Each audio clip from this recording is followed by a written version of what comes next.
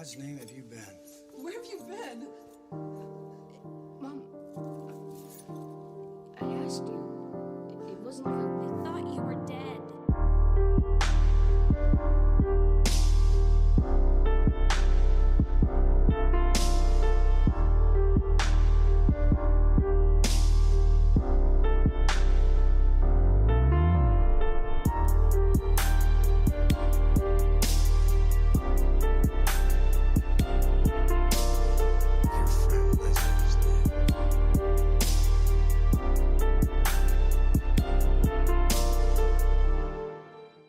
Hey guys, and welcome to another episode of Riding on the Strom. Today I'm going to review the Sony FDR-X3000.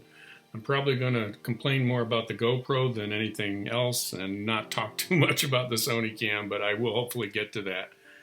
One of the things that I noticed about the GoPros, which was an intermittent issue that happened, was, and it started with my GoPro Hero 3, was there was a banding issue. And what I mean by that, it was periodically pixelating the image, and it would last for maybe 3 seconds and then be okay, and then come back and then do it again and over and over and over again. And a good example of that is my v-strom windshield review video.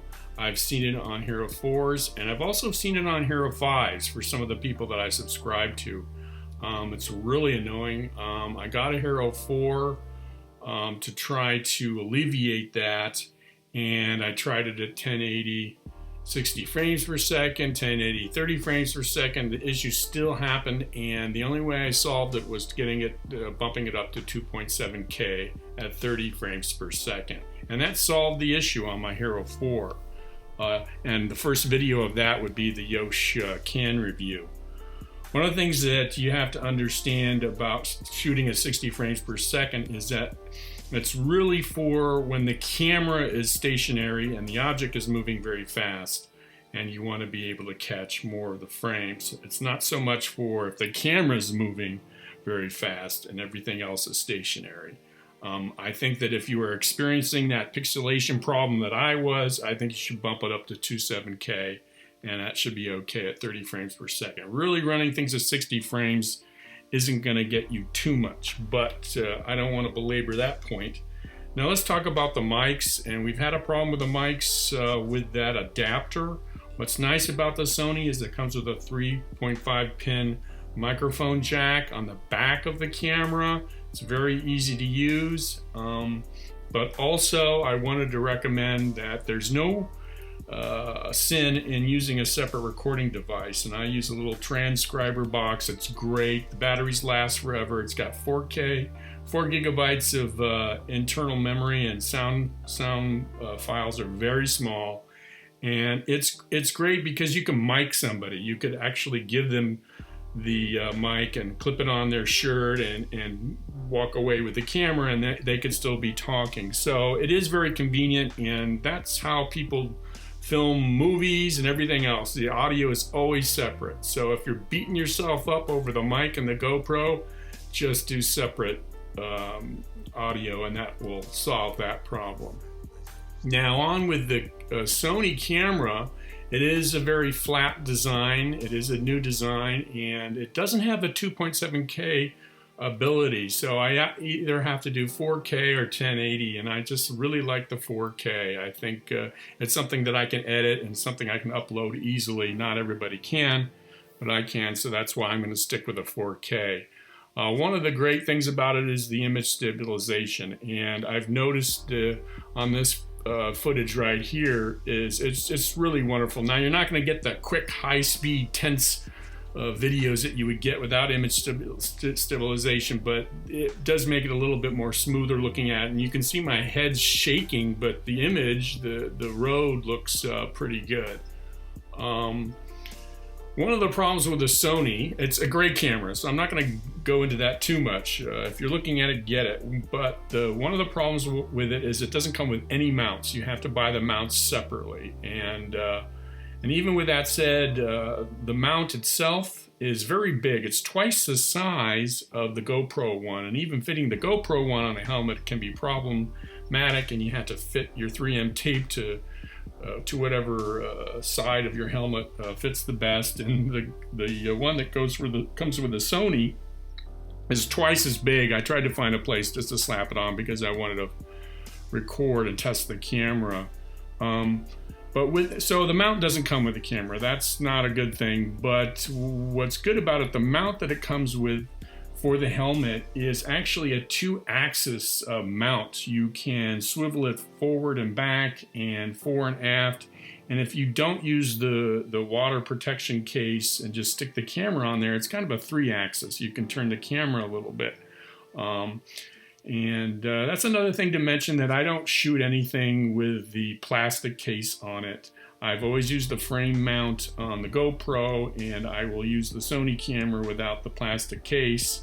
I mean, a little bit of water can hit it. Those cases are really, if you're going to go underwater, and I don't plan to do that. So that alleviates all the problems of drilling holes and all the stuff that other people go through with these cases. But with that said, it's important to get a lens cap.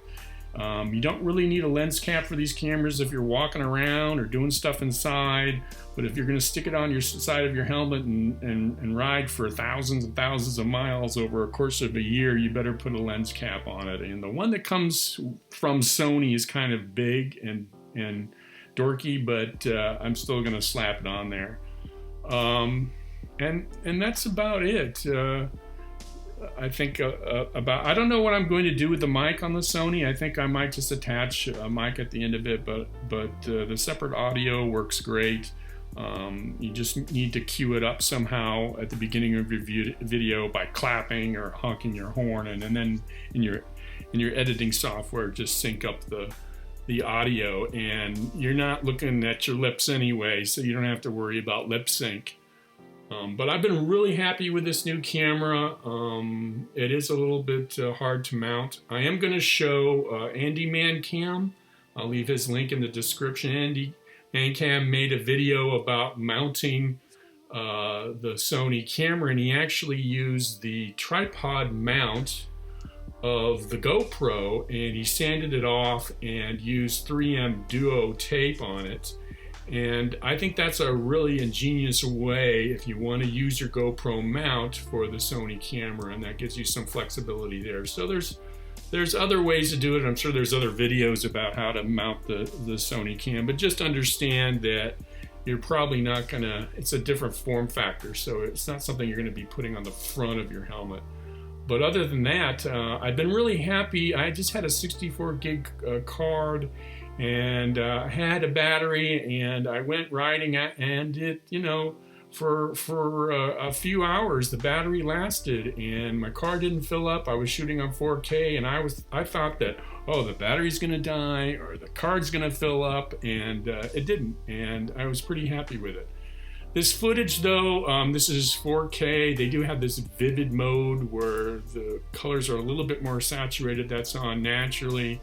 I think it looks okay, but I did notice in the previous video that coming in and out of the light, the sunlight, it was the white balance was a little bit off. I think I can adjust that with the camera. I really don't want to have to do color correction in editing these. I just want to slap them together and get them up on YouTube.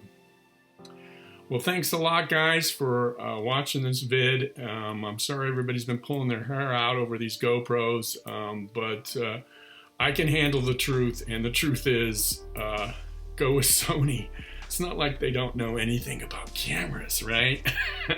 Okay, guys, thanks for watching, and I'll catch you in the next vid.